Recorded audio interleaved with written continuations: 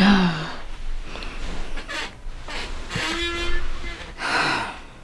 keep looking at the screen when I should be looking at the camera. So here's hoping I do that this entire time. Oh, and look at my mug. I don't know if you can read it, but it says my tummy hurts and I'm mad at the government, which is usually my go-to position in life. All right, let's do what we came here for. Current reads, what I'm reading now, what I'll be reading in the next few weeks. Let's get into it. Okay, so like this week has been absolutely amazing and stressful and just all of the good things, but I'm incredibly overwhelmed, but that's neither here nor there. So we hit over 100 subscribers this week. Here, oh, that was weird. Yeah. And it's just so amazing watching this community grow and like getting to nerd out and talk about things. What else? I'm finally like talking about the fact that I'm going to be a moderator for the Black Comic Book Festival at the Schomburg this year in New York. So if you are in New York City, when is it? April 26th, that weekend. Yo, come through, hang out. It's amazing. I was there last year and I had the best time. This year I'll be moderating a panel with Fantastic Frankie, the Black Gay Comic Geek, and one of the creators of the Tuskegee Heirs comic, Greg Burnham. Like, I'm so excited. We'll be talking about like freedom in literature and just like finding representation through that and fighting for it. I am so excited. It's an idea for a panel that I've had for a little bit, but my friend Erica from Fabulous Magazine like really like put it all together, and I'm so impressed and so amazed by it. What else? Last night had the live with John Jennings and Breeze Bookish, which went amazingly well. We talked about Megascope Comics and basically just reintroducing Megascope Comics to the world. If you don't know, it is part of the Abrams books. It's an imprint on Abrams books or Abrams Comics now, and they have like maybe almost 10 titles. Like starting this year, they have 10 titles on there, and it spans across the Black diaspora, across religions. Every single book, there isn't a book that I didn't enjoy. Like, and that's wild, right? That's wild to say about an imprint, but honestly, there's not a book that I did not enjoy. So like, if you guys ever get a chance, check out Megascope. What else?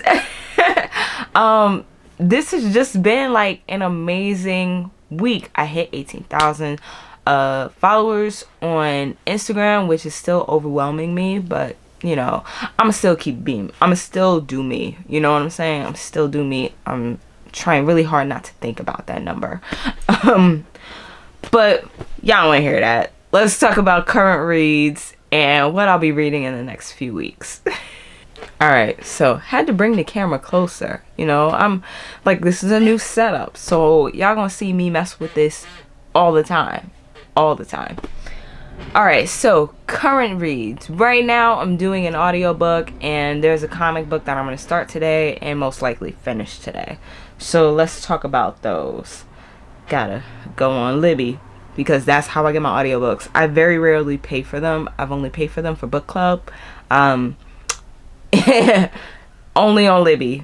That is it. And then if I did like the book, then I buy them, and they're like rewards on my trophy / bookcase, right? Alright, so right now what I'm currently listening to, I'm about 32% in, is Except for Palestine, The Limits of Progressive Politics by Mark Lamont Hill and Mitchell Plitnick. And this is just one book out of a lot of books and documentaries that I've been watching, just to understand what's going on in the world and help teach my kids what's going on. Y'all may not want to hear this, but I'm trying my absolute hardest to raise abolitionists and anarchists. That's just what it is, right? This world needs to change, and I want to make sure that my kids understand why it needs to change and how we can be better towards ourselves, our communities, and the world at large, right? So that's why I'm reading it. It's absolutely amazing. If you read Angela Davis's book, which I'll put here, then you'll definitely need to read this book, because obviously in the same vein, but I think it takes that conversation a step further. Then also, let's get into the book that I'm going to be reading. Okay, so the book I'm going to be reading is Black Solstice, right? So, like, the artwork on here looks really cool, really saturated. That's usually what I go to. Oh, and these panels are large. I wasn't expecting that. Oh, yeah, this is going to be a quick one. You see how big those panels are? Yeah, okay. So this one I got because I was in a live with Brie and she was talking about it, and I was like, oh, never heard of it, or maybe did but never remembered it. So I'm like, all right, I'll give it a chance now. And basically it says, the last winter solstice, the whole world turned upside down when every single black person gained a superpower that lasted exactly 1 day before disappearing entirely.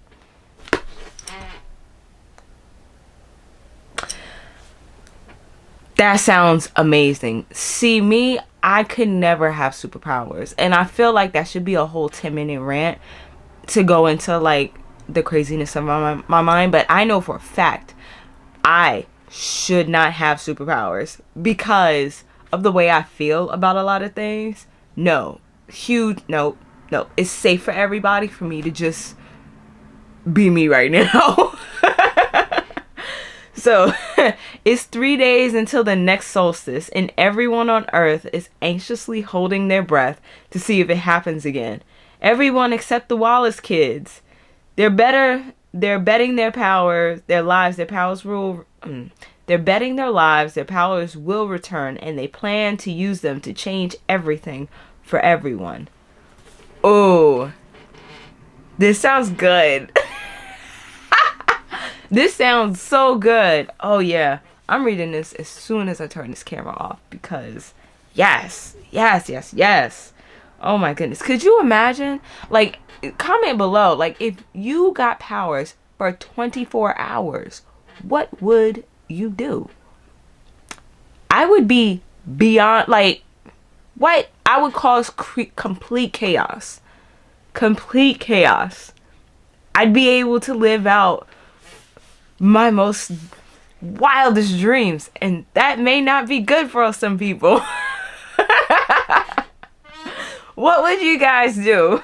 Comment that below, okay? Alright, so that will be read today. So what I'll be reading in the next couple of weeks. Now, please know that when I give you this stack, this is not something I'm going to be going through in 1 week, couple of days. That's not happening, right?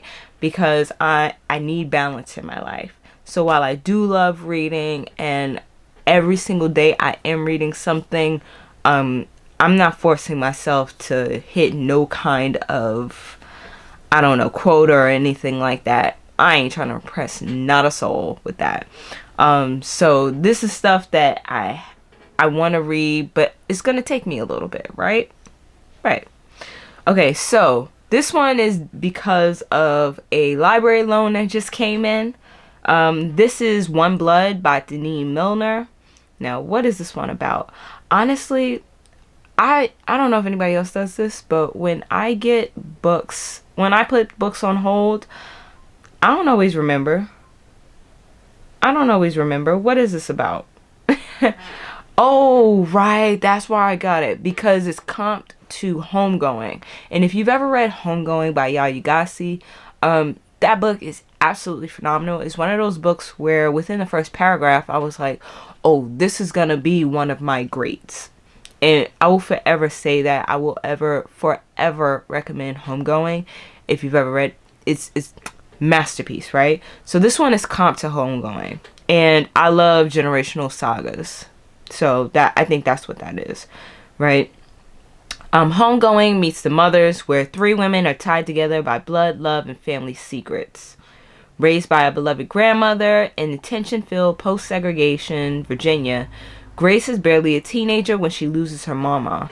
Shell-shocked, she's shipped up north to live with her formidably ambitious Aunt Hattie, a woman who firmly left behind her undesirable southern roots in pursuit of upward mobility.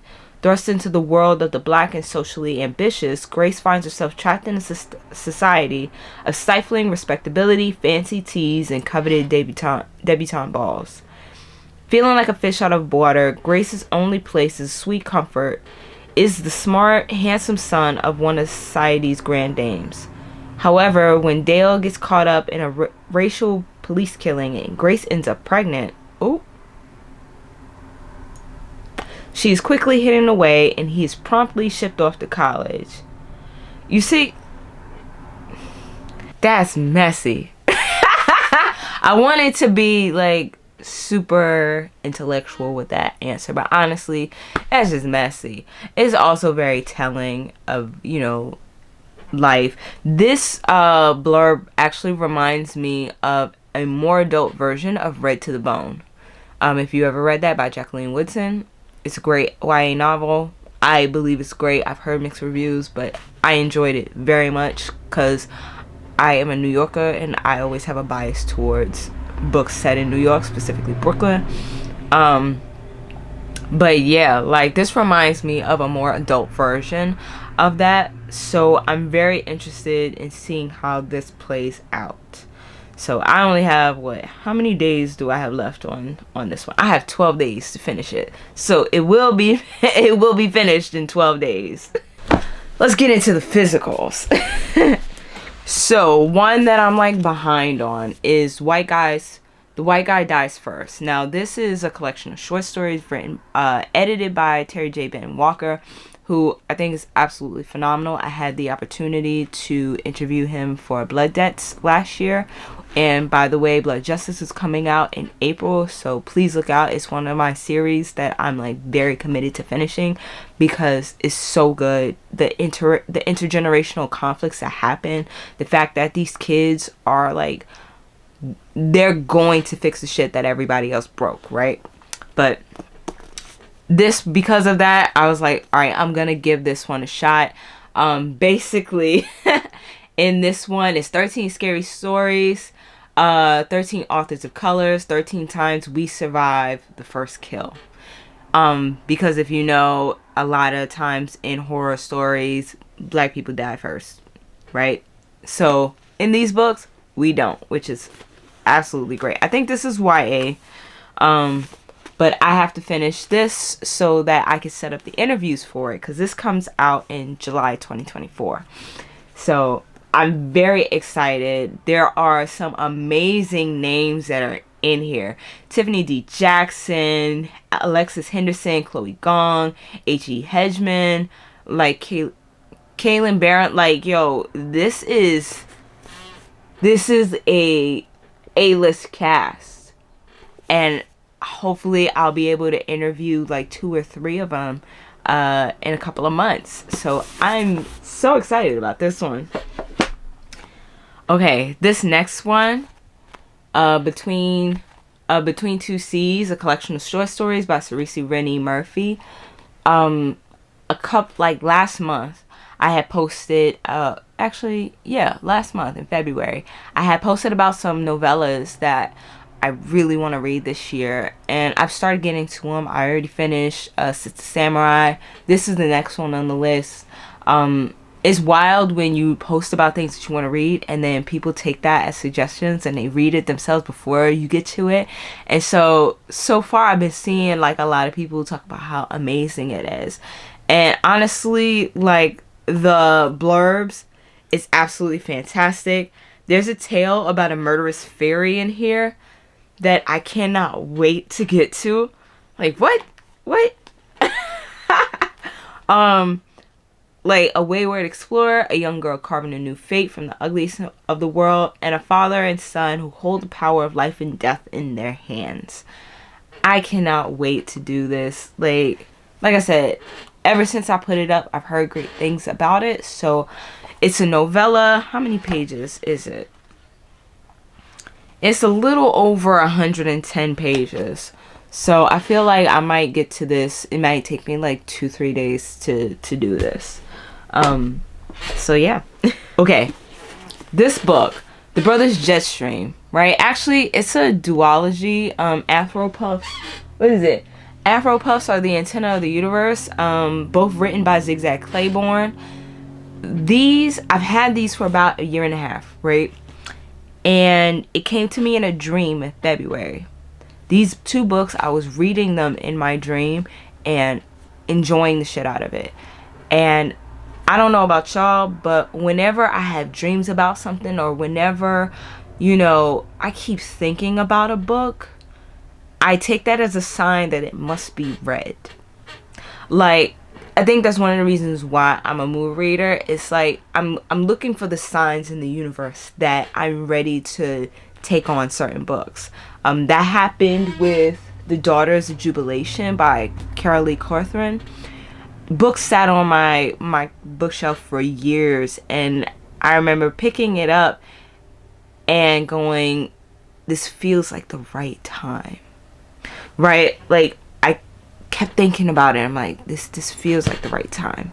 So that's what happened with this book. I'm gonna be reading it, and this feels like it's a bit it feels like it's anarchist. It feels like it's blaxploitation. I'm gonna read the back. When the brothers Jetstream and their crew seize the chance to rid the world of the false prophet Buford, other evils decide they want a piece of him too. A wild race ensues to not only destroy Satan's PR man, but make sure no one else gets to him first. Mystic brothers, secret cabals, fae folk, and Walmart, and the whale that was poured into the oceans when the world was cooled from creation. Adventure doesn't need a new name, it needs a vacation. This book just sounds like the wildest fun time.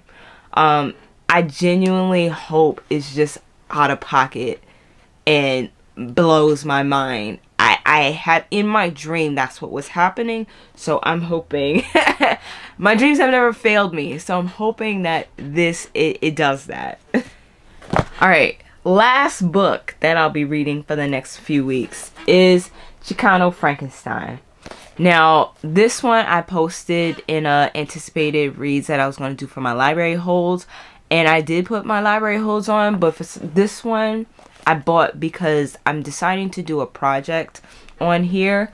Because I love retelling so much. I wanted to do like a little case study, break it down, where I'm reading the original source material for Frankenstein, and then I'm reading this one, Frankenstein in Baghdad, and then the comic book The Destroyer by Victor Laval, and just talk about how Frankenstein has been interpreted through multiple cultures and authors. So this one looks really good. It's about a paralegal who's brought back to life, and he's trying to navigate a world that needs and resents him. Yeah, like the blurb for this, I'm gonna put it here, looks really, really good. And I've never thought, like, Chicano Frankenstein, like, I don't know, it's just calling to me. So this is another one. Now, for comic books, I have about 5 here. Usually with graphic novels, I get through 1 or 2 every few days. That's just what it is. And this does not include like my polls. That's a whole different list. It's a very long list, but that does not include this. So these are just some graphic novels that I'm going to be reading over the next few weeks. Next one is Ebony Flowers, Hot Comb. I forget what this one is about, but it's one of those books that I picked up because it's a black girl, and obviously a hot comb, that means that this is speaking to me and my culture and my history, because I don't know if y'all grew up getting your hair pressed with a hot comb. Oof. I remember walking around with burn marks on my ears when my aunt used to do it. Oh my goodness. So, like, that's what I'm excited about. I love books that speak about our hair and our relationship, black women's relationship with hair. So that's why I'm reading this one. Okay, next up is Vixen NYC. This is a webtoon, but they are releasing the physical copies. I think the most recent one was volume 4 that came out at the beginning of March, and volume 5 is coming out soon, and volume 6 is coming out in the summer. So this is one of the cutest, most adorable, badass like runs I'm enjoying. It's YA, definitely YA. But it has like Vixen. I've always loved the character, and I've always wanted to see a run have like an individual run. Like I know she was in Truth and Justice. She did issue number 1 for that. She did have her own run at one point, late 90s, early 2000s, I believe. But I want to. Okay, this is future Keisha here. Yes, she had the 2008 to 2009 run. She had the 2017 run. She even had the movie in 2017. Doesn't matter. I still want a new one. And this is good for me. Like this is satisfying that right now. I would love an adult version of Vixen, but this is definitely like scratching the itch that I have. It is great because it's not just Vixen in here, and it is an origin story. You are also seeing Bumblebee, you're seeing Thunder from Black Lightning, like and you're seeing Beast Boy in here. Sorry, I had to think about that. Yeah, Beast Boy is in here. Like it's so good. I need everybody. Like it's so adorable. Please go pick this up. And I think like both the authors are black or within the black diaspora. So check that out. What else? Okay. So I don't want to mess this up. Jalea, I believe. I hope that's how it's pronounced. Jalea. Yeah, like I want to read this because Juniba is. So I love Damian from DC Comics, and that is Batman's son. He is an ass. He is just he's a kid. He's that kid that you need to put on a leash, like out of pocket completely. And Juniba is doing the newest run for him. So I was like, I have this book. Let me get into his work. This was a gift from Hillary. Shout out to Hillary. So I'm excited to get into this, just to like get a taste of Juniba's work, because the artwork for it the artwork for Damian's run looks very similar to this. So I'm interested in it. This is inspired by West African folklore, and it tells the tale of Prince Mansour and his royal storyteller Awa as they journey to reach the mysterious wizard Sumoro, who guards a fearsome power that he once used to destroy the world. So I just want to read it, check out his work. Yeah. Next up is Shook. So this is a short story horror collection of comics, and this one was put together by obviously this is John Jennings. I know his artwork, so I know this is John Jennings is in here. Who else? Come on. Okay, so in here we have, let me give some names. Rodney Barnes is in here.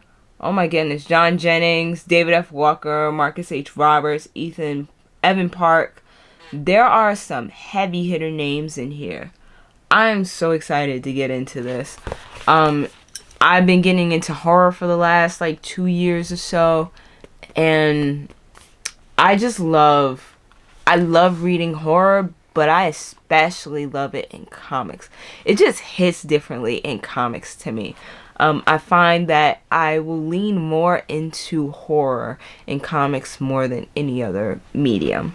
So this is my horror pick for the month. And then what else?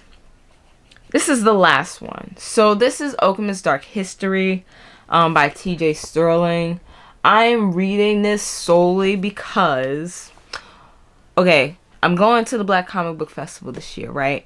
And TJ Sterling helped create the artwork for it and all for the graphics, right? And he also has his comics in here. He has like his whole universe. I think this is like the origins to the universe. That's why I got it, and it's signed. I don't know if you can see it. But yeah, I've had this for almost a year now, and I don't want to go back and not have read it. You get what I'm saying? Like, I don't want to go back and see all these amazing creatives and creators and artists and writers and have bought all their books and not have read them. What? So, I'm reading it. The artwork looks amazing. Like, if you guys can see, this is through Ray Comics. And this one is the one shot. So, like, this is just an introduction to the world. So, I am going to be reading it. Because I don't want to be that person, right? You don't want to be that person. So, that's what I'm doing. Alright. This was awesome. Oh, did I show you guys already? Okay. So, at the Black Comic Book Festival, I am going to go in a little bit of cosplay. And that's only because, you know, I just wanted to this year. A little bit, not a lot. But because my logo is black and yellow and, you know, everything to do with online, for some reason, it's like my library is green and pink. But, like, my logo and all of that stuff is black and yellow. And I'm starting to lean into those colors this year.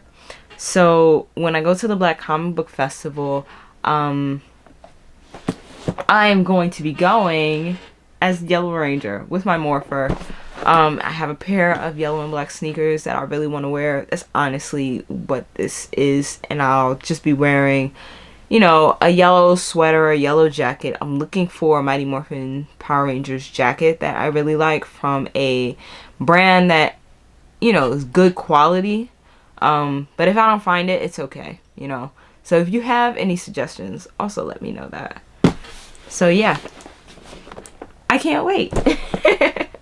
Alright, so let me know in the comments everything I said already. But also, like, what are you reading? What are you reading for the next few weeks? You know, or what is the one book that you are going to prioritize for the next, like, couple of weeks, you know? Catch you in the next one. Later.